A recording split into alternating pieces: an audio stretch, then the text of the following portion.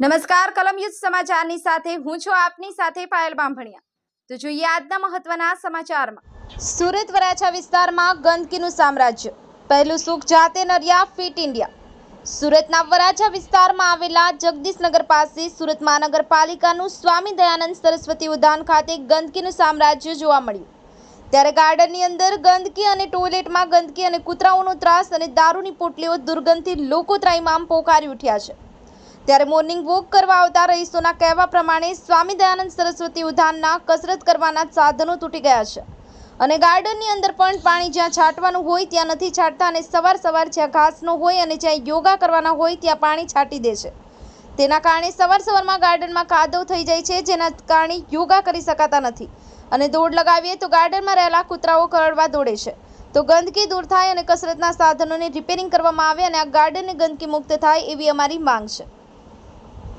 Bureau report कलम युद्ध समाचार सूरत।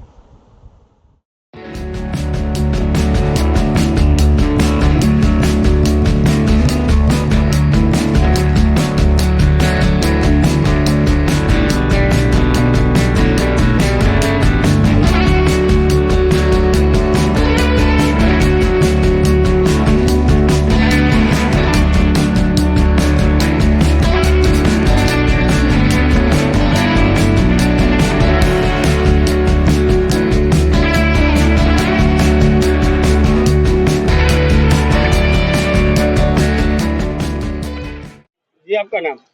मेरा नाम अजय है। ये यहाँ गार्डन में जिम करने का तो क्या तकलीफ हो रही है? तकलीफ यही है कि यहाँ पर पोल्यूशन बहुत ज़्यादा है और थोड़े पानी का दिक्कत है। फिर पानी सुबह सुबह डाल देते हैं तो मच्छर आते हैं तो उनसे थोड़ा बीमारी फैलती है, इसलिए। और ये मशीन भी काफ़ी टूटी रखी है जो हम लोग जिम करते हैं।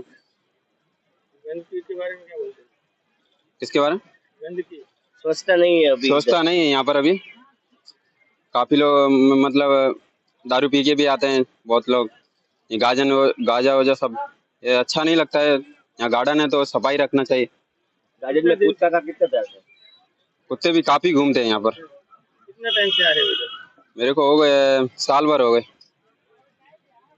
जी जी आपનું નામ? રાઠોડ યોગેશ।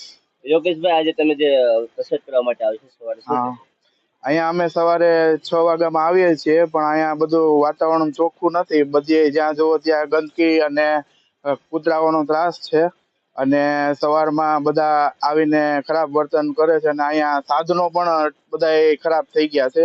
એકેય સાધન સરખું નથી ચાલે એવું, એટલે સવારમાં કસરત કરવામાં બહુ તકલીફ થાય છે।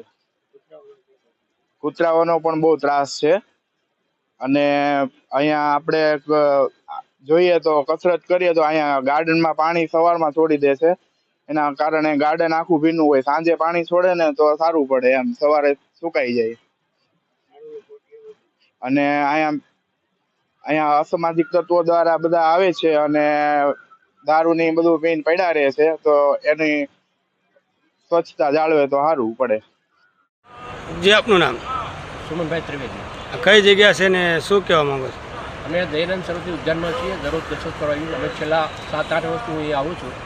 વારંવાર જાણ કરવા છતાં, કોર્પોરેશનમાં ફરિયાદ કરવા છતાં આ ગાર્ડનનો જે સુધારો થવો જોઈએ તે સુધારો થતો નથી। અને જ્યાં પાણી પાવું જોઈએ તો વૃક્ષોનો જે જગ્યાએ જે રીતે પાણી પાવું જોઈએ એની જગ્યાએ જ્યાં ખાલી માટી જ છે, લોન નથી, ત્યાં પાણી નાખી દે અને કાદવ કહે છે અને કરે છે। અને કસરત કરવા માટે જે લોકો આવે છે અહીંયા, પોતાના સ્વાસ્થ્ય સુધારવા માટે જે લોકો આવે છે અહીંયા, તો તેમને કસરત કરવાની જગ્યા મળતી નથી, સમજ્યા?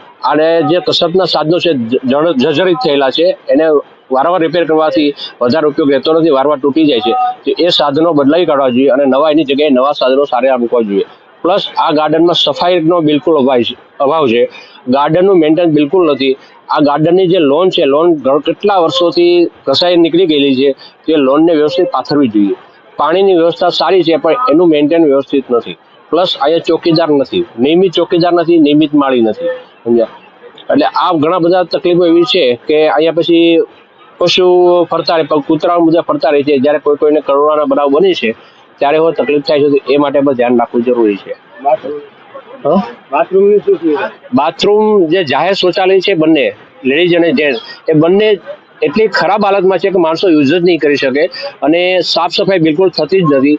અને જે અહીંયા કોન્ટ્રાક્ટર સાફ સફાઈવાળા મૂકે છે તે 100-150 રૂપિયાવાળા આપીને મૂકી દે છે, ખાલી વોકવે વાળી નાખે છે અને બાકીનો બધો કચરો સાઈડ પર નાખી દે છે, એટલે એને સફાઈનો બી અભાવ એ રહી જ છે.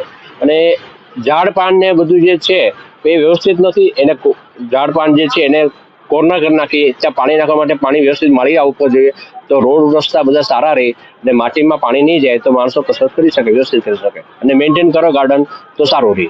અત્યારે મુખ્ય શું માંગ છે કે અત્યારે આ વહેલું થવું જોઈએ? મુખ્ય માંગ એ છે કે જે પાણી જ્યાં ત્યાં નખાઈ જાય છે એ નહીં નાખવાનું, લોન વ્યવસ્થિત બનાવી દેવાની. લોન વ્યવસ્થિત બનાવ, પાણી છાંટવાની પદ્ધતિ અલગ જ છે લોનની, એ પદ્ધતિ મુજબ પાણી છાંટો. બીજું કે ઝાડને જે આપણે ગ્રીલ મારેલી છે, ગ્રીલની બાજુમાં જે નેટ છે ત્યાં મહેંદીની વાડ કરો, એટલે મહેંદીની વાડ કરવાથી ગાર્ડનનું સુશોભન વધે.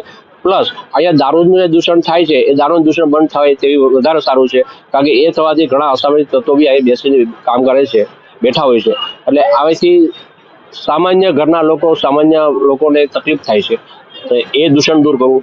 પ્લસ અહીંયા એક દિવાલની કોર્પોરેશનની ગાર્ડનની દિવાલ છે તેનો હોલ પાડી દીધેલો છે, તે હોલનું મેન્ટેન કરી બંધ કરી દેવું. આવું ઘણું બધું મેન્ટેનન્સ કામ ગાર્ડનમાં કરવાની જરૂર છે.